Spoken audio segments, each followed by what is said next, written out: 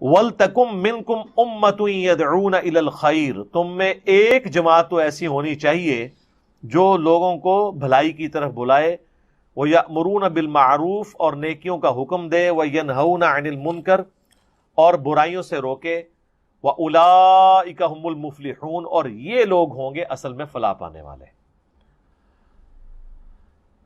تو ایک جماعت، یہی وہ آیت ہے جس کی وجہ سے اتنی جماعتیں بن گئی ہیں۔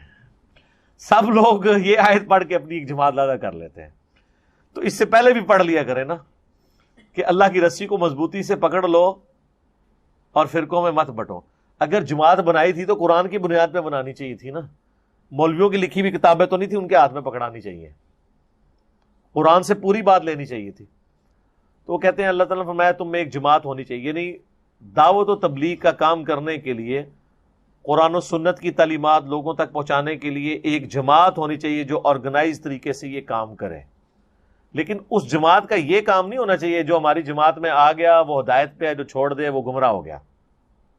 وہ لوگوں کو جاگیں گے اور خود جاگنے کے بعد لوگوں کو جگائیں گے، بس یہ کام انہوں نے کرنا ہوگا۔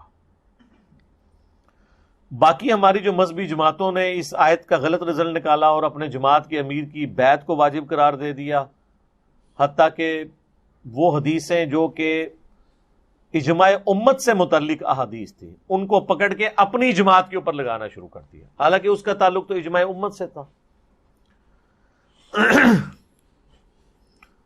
تو یہ بات تو ٹھیک ہے کہ سب کے سب لوگ تو علم اس لیول کا حاصل نہیں کر سکتے کہ وہ علم کی گہرائی میں اتر جائیں، وہ چند ہی لوگ ہوں گے جو اتنی ایکسپرٹیز حاصل کریں گے۔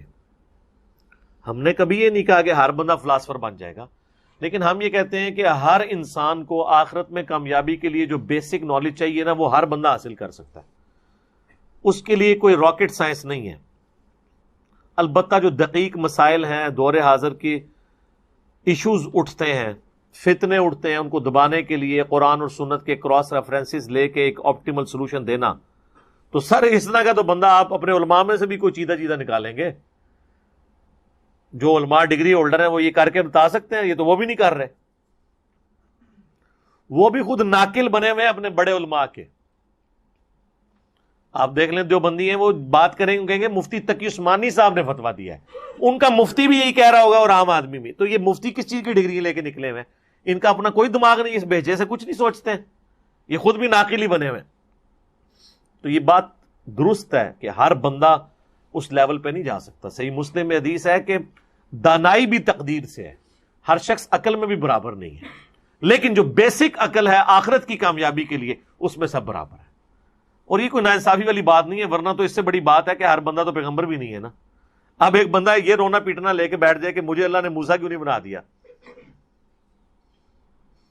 will of God لا يسأل عما يفعل وهم يسألون، اللہ کو کوئی نہیں پوچھ سکتا کہ اس نے یہ کام کیوں کیا، وہ ہر ایک کو پوچھے گا بھی اس نے یہ کام کیوں کیا۔ will of God تو پھر ہر جگہ آتی ہے، وہ تو بین ہے اس چیز کو سوچنا، لیکن گیون سرکمسٹانسز میں چاہے کوئی کافر ہے، مسلم ہے اور کسی بھی فرقے میں، اس کو اللہ نے اتنی عقل ضرور دی ہے کہ وہ توحید تک، آخرت تک، پیغمبر تک تھوڑی سی ایفرٹ کر کے پہنچ سکتا ہے۔ اچھا اکثر لوگ آگے مجھ سے سوال کر رہے ہوتے ہیں جی وہ جی ہندوؤں کا کیا قصور ہے جی، وہ ہندوؤں کے گھر پیدا ہوئے۔ میں تو کہتا ہوں میرا کیا قصور ہے کہ میں جو ہے مسلمانوں کے گھر پیدا ہوا ہوں، ان مسلمانوں کے گھر کہ جنہوں نے ہمیں بچپن سے یہ سکھایا کہ قرآن حدیث ڈائریکٹ نہ پڑھنا گمراہ ہو جاؤ گے، جنہوں نے ہمیں بزرگ پرستی سکھائی، تو میرا کیا قصور تھا؟ اچھا لوگ کنکلوڈ کر بیٹھے ہیں کہ ہم مسلمانوں کے گھر پیدا ہوئے تو اسی ٹھیک ہو گئے۔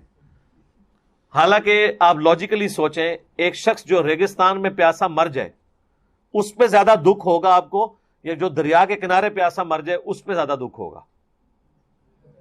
تو مسلمان یہ دریا کے کنارے پیاسا مر رہے ہیں، ان کے گھر قرآن ہے، لیکن قرآن صرف اس لیے ہے کہ یہ بچی کو بیاتے وقت نیچے سے گزار دیں گے، یا ماں باپ مر جائیں گے تو پڑھ کے تو اللہ سے بخشوانے کی کوشش کریں گے، یہ اس کا کام ہے۔ تو یہ تو پیاسے یہ مر رہے ہیں مسلمان، کافروں کی فکر چھڑو، اپنی فکر کرو۔ ہم نے جنت کنکلوڈ کر لی ہوئی ہے کہ نام مسلمانوں والا، پیدا مسلمانوں کے گھر ہوئے تو جنت اب گارنٹیڈ ہے۔ اتنا سوکھا کام نہیں ہے۔ جن کو گارنٹیاں ملی تھی وہ تو آخری وقت تک روتے رہے۔ جامعہ ترمذی اٹھائیں، حضرت عثمان غنی رضی اللہ تعالیٰ عنہ جب قبرستان جاتے تھے اتنا روتے تھے کہ داڑھی آنسوؤں سے تر ہو جاتی تھی، تو لوگ پوچھتے تھے کہ آپ کیوں اتنا روتے ہیں؟ انہوں نے کہا اس لیے کہ میں نے خود نبی علیہ السلام سے یہ سنا تھا کہ قبر آخرت کی منزلوں میں پہلی منزل ہے، جس کی یہ منزل آسان ہوئی اس کی اگلی منازل آسان ہو جائیں گی، اور جو اس میں پھنس گیا اس کی اگلے منازل مشکل در مشکل ہو جائیں گی۔ کسی نے ان کو کہا کہ حضرت تسی تو جنتی ہو، 3 بار جنت کی بشارت تانوں ملی ہوئی ہے، یقیناً ملی ہوئی ہے، تو جنت کی بشارت انہی کو ملی ہوئی ہے کہ جنہوں نے بشارت لینے کے بعد کام نہیں سی پانا۔ ہر بندے کو جنت کی بشارت نہیں ملنی۔ وہ جنت کی بشارت پا کے بھی اللہ سے بے فکر نہیں ہوئے، ڈرتے ڈرتے زندگی گزاری ہے۔ یہاں کہتے ہیں جو کچھ بھی ہے تیرے محبوب کی امت سے۔ وہ کل پرسوں ایک پوسٹ شیئر کرائی ہمارے ارشاد بھائی نے کہ جی مسجد کے اندر 8-10 نمازی ہوتے ہیں اور مسجد کے باہر ہزاروں لوگ نعرہ لگا رہے ہوتے ہیں غلامی رسول میں موت بھی قبول ہے، لیکن وہ مسجد کا دروازہ کراس کر کے اندر نہیں آ سکتے۔ دیکھ لیں یہ میلاد کے جتنے جلوس نکلتے ہیں، یہ اینڈ زور کی نماز کے وقت اینڈ ہو رہا ہوتا ہے نا، تو یہ جتنے جلوس ہیں اس حساب سے تو جس مسجد میں جا کے جلوس ختم ہو رہا ہے وہاں تو جوتیوں والی جگہ پہ بھی کھڑے ہونے کی جگہ نہیں ہونی چاہیے، سب تتر بتر ہو کے گھروں گھر چلے جاتے ہیں، کیونکہ وہ مشکل کام ہے، نعرے تو آسان ہے۔